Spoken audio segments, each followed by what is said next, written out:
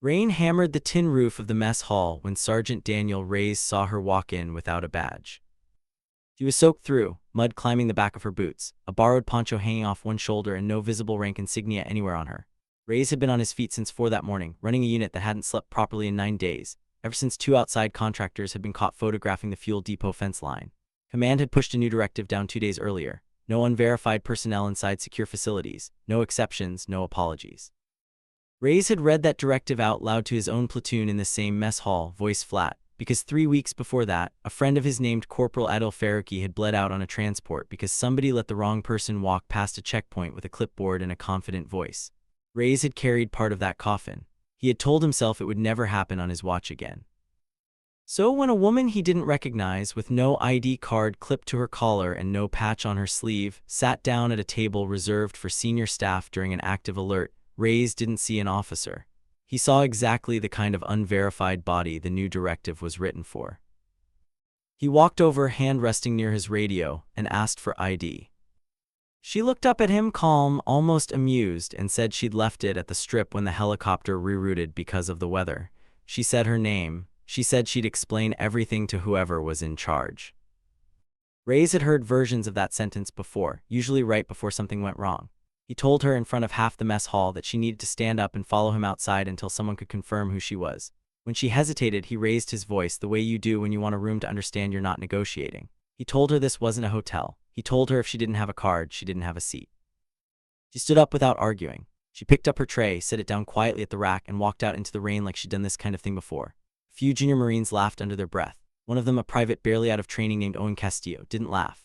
He noticed something the others hadn't: the way she'd moved unhurried, like someone who had been thrown out of worse rooms by worse men, and had decided long ago it wasn't worth her dignity to fight about it.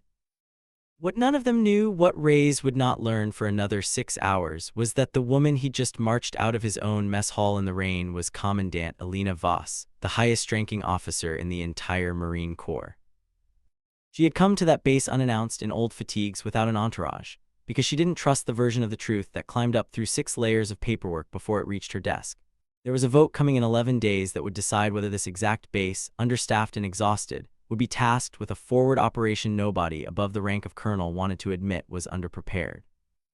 Elena had learned, the hard way 20 years earlier, that the cleanest briefing slides usually hid the ugliest truths. She had learned it the day her own mentor, Colonel Imran Sheikh, walked into a kill zone because she had trusted a confirmed clear report instead of trusting her own eyes. She had been a young lieutenant then, freshly promoted, and she had followed the chain of command exactly the way she'd been trained to. The chain of command had been wrong. Sheikh had been the only person who ever told her, back when she was a combat medic failing her second attempt at officer selection, that she had what it took. He died believing in her completely. She had spent every year since trying to make sure that belief wasn't wasted, and every year since quietly terrified that one day, somewhere, her own rank would blind her the same way his certainty had blinded him. That was the real reason she traveled like this sometimes, unmarked, unguarded, willing to sit in a wet poncho and get thrown out of a mess hall if that's what it took to see a base the way its own people saw it. Tonight there was one more reason, when she hadn't told anyone, not even her staff. Her godson, Lance Corporal Eli Sheikh, the colonel's son, was stationed on this exact base. Elena had promised his father the week before he died that she would watch over the boy if anything ever happened. Eli had grown up calling her Aunt Elena. Eli had no idea his aunt now ran the entire corps he'd just joined, because Elena had asked everyone who knew to keep it quiet, afraid he'd either resent the shadow of it or try to use it.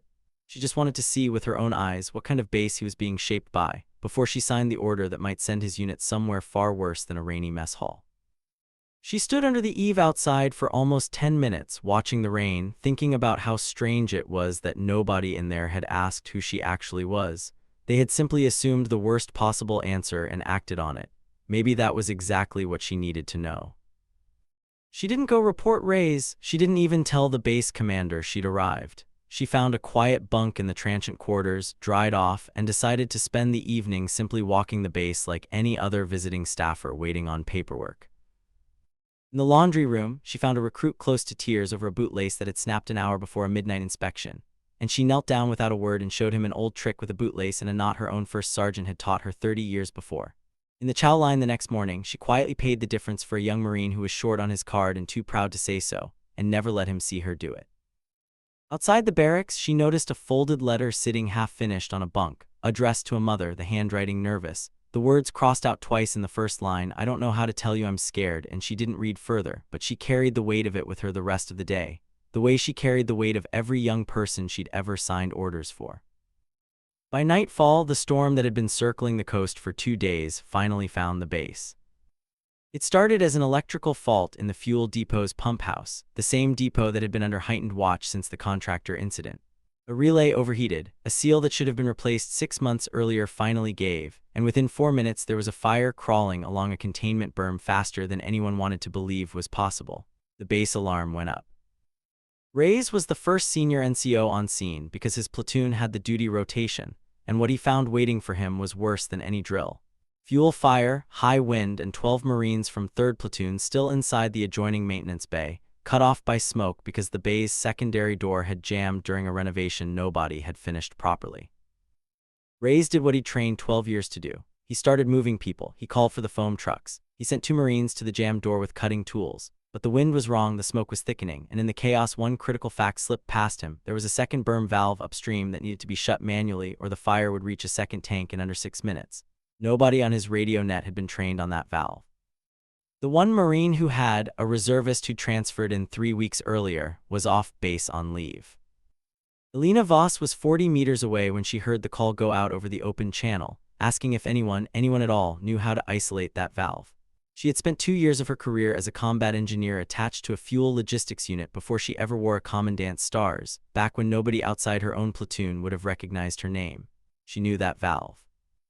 She knew exactly what it looked like because she had shut down one just like it under fire once in a different country half a lifetime ago. She ran toward the heat instead of away from it. She found Reyes near the access ladder, stood already streaking his face, shouting instructions to 2 younger Marines who looked one bad decision away from panic.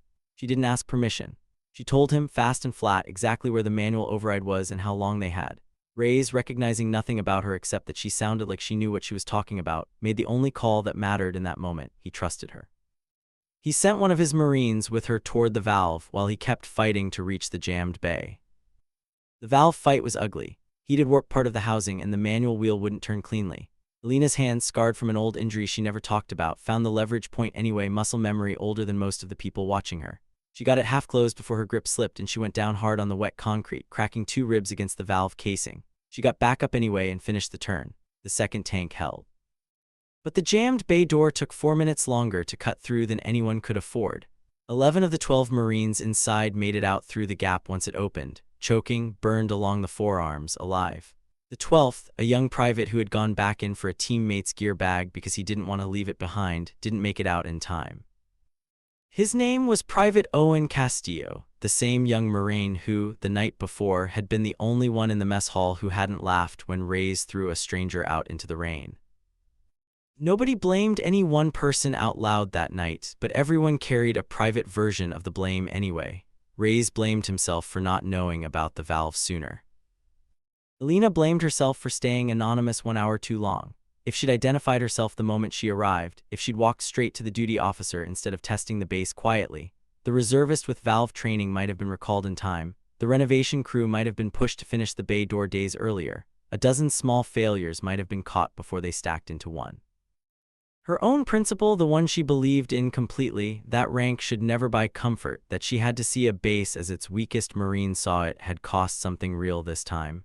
She didn't apologize to anyone for who she was. She simply sat with that cost quietly the way she always had. It was an executive officer named Major Bristow who finally gave the truth away, arriving by helicopter at dawn for a scheduled briefing he'd had on his calendar for weeks, completely unaware of the fire.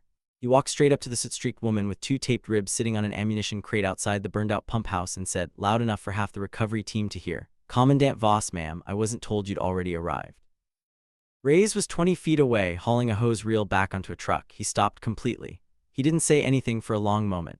He looked at the woman he'd marched out of his own mess hall in the rain, the same woman who had just walked into a fuel fire to save a tank his own people would have lost, and something in his chest went very quiet and very heavy at the same time.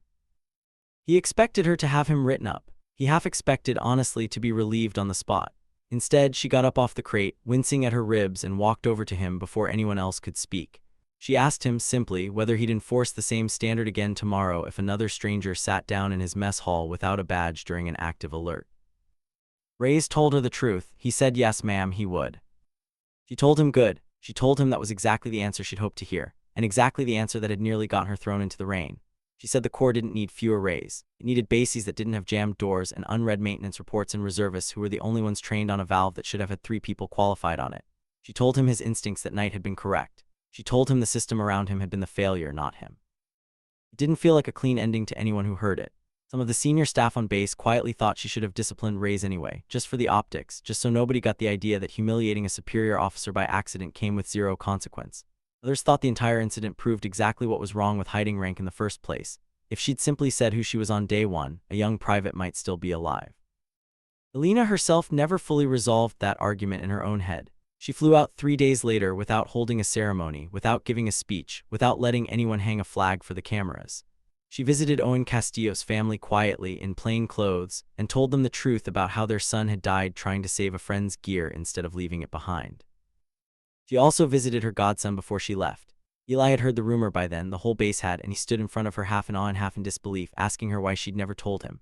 She told him the same thing she'd told herself for 20 years, that the moment people know who you really are, they stop showing you what's actually true. She told him she was sorry about Owen. She told him nothing about that night had been a win exactly. It had been survived. If you're watching this tonight from your own barracks or your own room or your own quiet corner of the world where you've ever felt like someone judged you before they knew the whole story, drop where you're watching from in the comments. And if you want more stories like this one, stay close because the next one might hit even harder than this one did. Ray still runs his platoon the same way today. He still checks every badge, every time, no exceptions, because he still believes the rule that almost cost him his career is the same rule that has kept his Marines alive every single day since. He never tells the story of the night he threw out the commandant for laughs, the way some Marines might have. When someone new to the base asks him if it's true, he just nods once and changes the subject, because some stories aren't meant to be funny, even years later. He still thinks about Owen Castillo every time he walks past the rebuilt pump house. He still isn't sure if he's honest with himself, whether following the rule that night was the right call or simply the only one he knew how to make under pressure. And maybe that uncertainty is the only honest ending a story like this one was ever going to have. If this story made you feel something, even a little, that's really the only reason it was worth telling. Subscribe if you want to keep finding stories like this one, and tell me in the comments which moment hit you the hardest, because I read every single one, and some of you tell me things about your own lives that stay with me longer than the stories themselves.